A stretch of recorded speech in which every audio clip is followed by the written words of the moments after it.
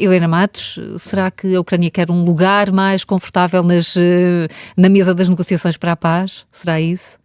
Bem, bom dia, Bom dia, mais uma vez. Eu creio que, como sempre, para se conseguir negociar a paz em melhores condições, há que ter conseguido ganhar alguma coisa no campo da guerra, não é?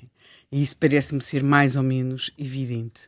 Agora, eu creio que este termo impasse, creio não, aí tenho a certeza, este termo impasse, a Ucrânia que estará a desfazer um impasse, este termo impasse esteve no centro de uma polémica ano passado, na qual esteve envolvido Zelensky, com um dos seus chefes militares, porque após aquela contraofensiva, que acabou por não ser propriamente nesses termos dos ucranianos, não, acabou por se chegar ao impasse. E em novembro de 2023, a palavra impasse surge em vários títulos, portanto, que a guerra teria entrado num impasse e que estávamos num impasse.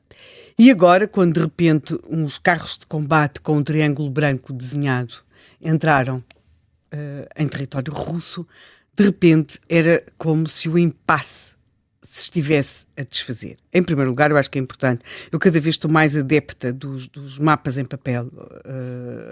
Acho que se aprende imenso com mapas. Acho que nós perdemos, de facto, muitas competências desde que passámos a orientar-nos de outro modo.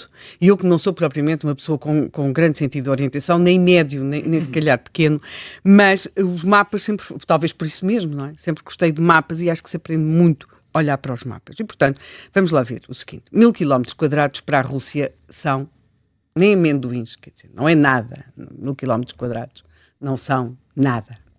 Mas, se pensarmos que, portanto, territorialmente falando, e será neste momento, a Ucrânia controlará 1000 km² na Rússia. Isso é importante do ponto de vista simbólico, não é? Porque o impossível parece ter acontecido. E aqui eu acho que nós temos de perceber o que é a humanidade. Eu também creio que se não fosse assim nunca teria sobrevivido, que é a nossa extraordinária capacidade de nos focarmos noutra coisa, não é? Nós estávamos, durante muito tempo pensámos na Ucrânia e de repente agora parecia que a guerra não estava no tal impasse e nós estávamos mesmo, estamos muito preocupados com a Venezuela, estamos muito preocupados com Israel, estávamos mais ou menos a olhar para os Jogos Olímpicos, também, como foi o meu caso, a seguir com particular fascínio a história de Artyom Dultsev e Anna Dultseva, que são aqueles, está pessimamente pronunciado, péssimo, que é aquele casal de espiões que, conforme diz uma amiga minha que é escritora, se nós escrevêssemos uma coisa assim ninguém acreditava, não é? Mas, porque a ficção, a realidade ultrapassa sempre a ficção, que é aquele casal de espiões que no século XXI, nós sabemos que isto aconteceu no passado,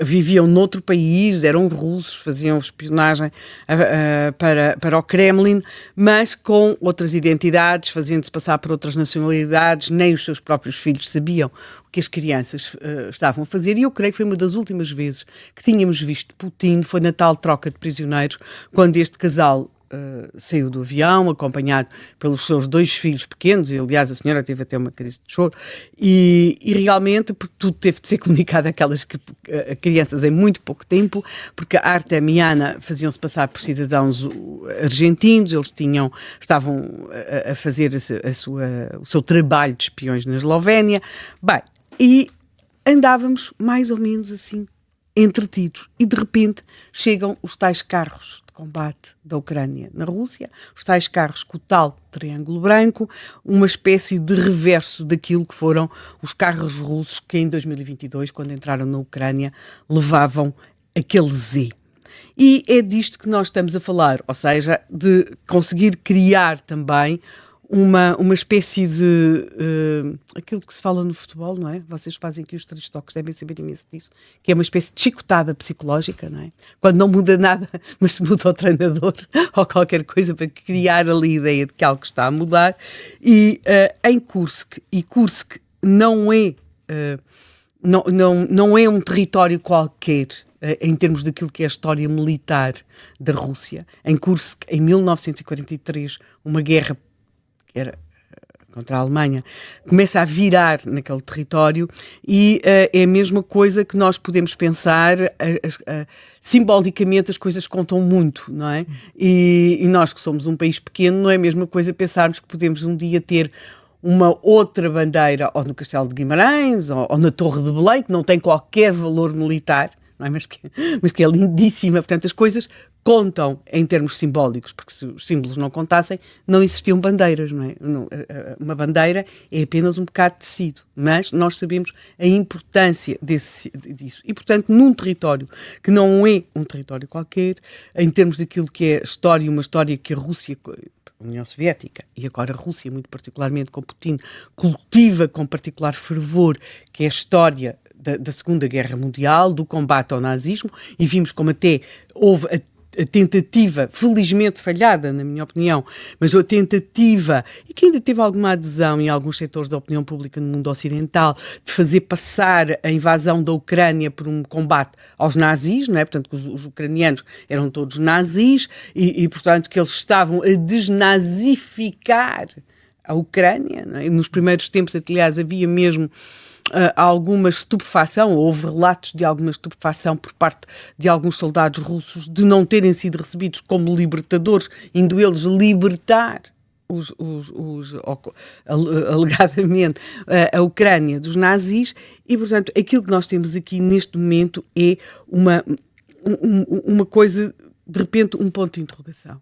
E será que é possível? Ou seja, será que é possível a Ucrânia não perder necessariamente, não ficar naquela situação de impasse, para ou o que pode ser mais complexo para o lado dos russos, que é, porque não é apenas criar uma imagem de que a Ucrânia não será apenas o país resistente que consegue resistir perdendo ali alguma coisa do seu território, mas uma resistência notável, heroica, sem dúvida, mas ali com aquele lado de perdedor, mas que é uma outra coisa. E se isto do lado dos russos, nós estamos a falar na região de Belgorod, em milhares e milhares de pessoas que tiveram de ser retiradas, tiveram de ser deslocadas, claro, pelos russos, porque os cidadãos russos não vão ficar ali à mercê dos ataques, portanto, uma retirada, e isto é óbvio que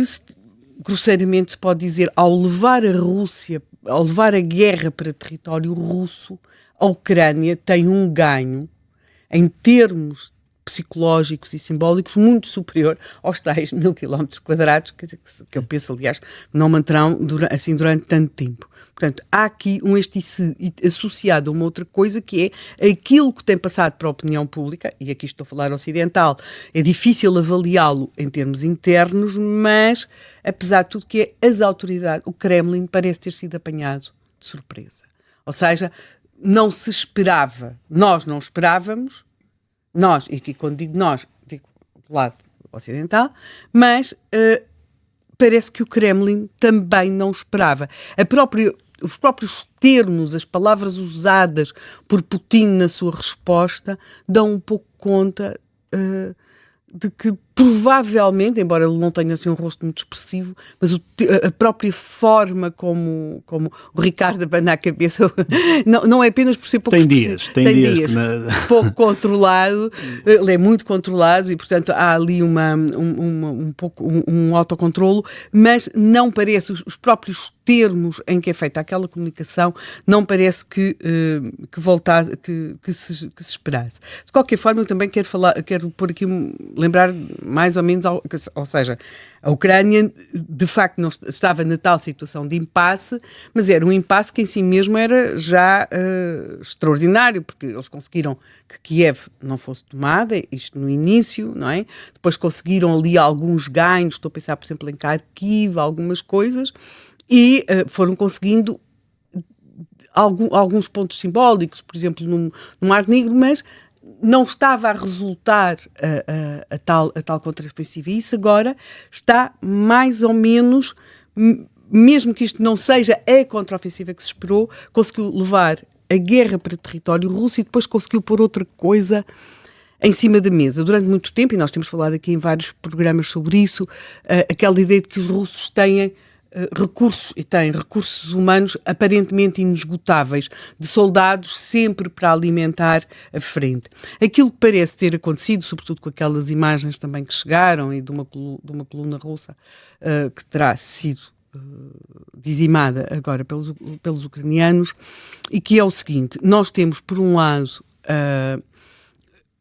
uma aposta, e aqui depois veremos se estes termos que eu estou a usar são corretos, daquilo que é hoje uma forma mais ocidental de combater, ou seja, uma associação entre tecnologia e unidades militares não gigantescas naquele sentido napoleónico, soviético do termo, não é? Mas com soldados com formação, não é? Com tropas com formação e bem apetrechadas tecnologicamente falando, versus um outro lado em que a expressão carne para canhão penso que é usada com muita propriedade. E aquilo que nós aqui podemos estar a assistir mais uma vez é esta espécie também de enfrentamento entre aquilo que é a forma como se faz a guerra. Como se faz a guerra do lado russo e, por outro lado, como se faz a guerra do lado ocidental, ou seja, do lado ucraniano, e, portanto, com os seus aliados ocidentais, e cada uma é o resultado das circunstâncias que tem. Quer dizer, a Ucrânia tendo homens para mobilizar, embora nós saibamos que existem dificuldades de recrutamento, mas não existiu, nem nunca existirá aquela capacidade de recrutamento que os russos têm, embora com soldados são soldados conscritos, portanto, de recrutamento obrigatório e com muito pouca formação. Agora, do ponto de vista militar, e haverá certamente quem possa explicar muito melhor neste programa do que eu, nós também já assistimos a uma outra coisa. Não foram apenas as populações que tiveram de ser deslocadas. E isto é claro que, por muito que exista controle de informação na Rússia, e existe, mas isto tem um impacto, esta deslocação de populações. É o ter de desviar forças militares, e isso é uma operação complicada, até porque se as forças estavam num determinado sítio, era porque faziam falta naqueles locais. E isto é complicado segundo alguns especialistas, do ponto de vista interno. Ou seja, isto pode trazer algumas dificuldades ao Kremlin neste momento, até porque também vem colocar em causa uma coisa que desde o princípio nunca esteve praticamente em cima da mesa, e que é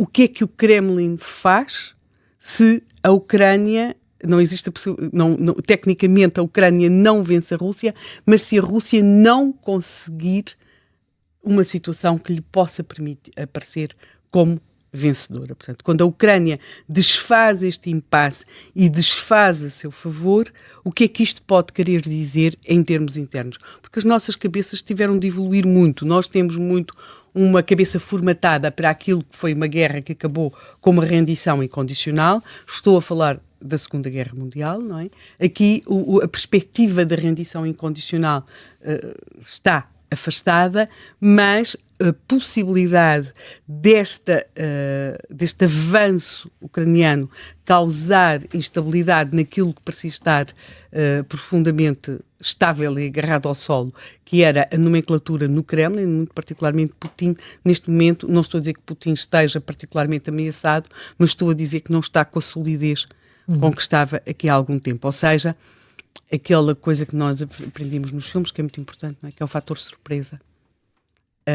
O fator surpresa é sempre muito importante.